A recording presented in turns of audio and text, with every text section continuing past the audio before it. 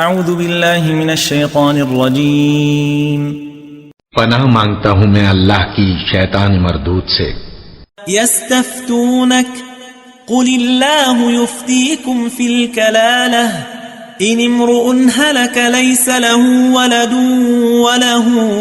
اخت فلها نصف ما ترك وهو يرثها ان لم يكن لها ولد فإن كانت اثنتين فلهما الثلثان مما ترك وإن كانوا إخوة رجالا ونساء فللذكر مثل حظ الأنثيين يبين الله لكم أن تضلوا والله بكل شيء عليم۔ اے پیغمبر،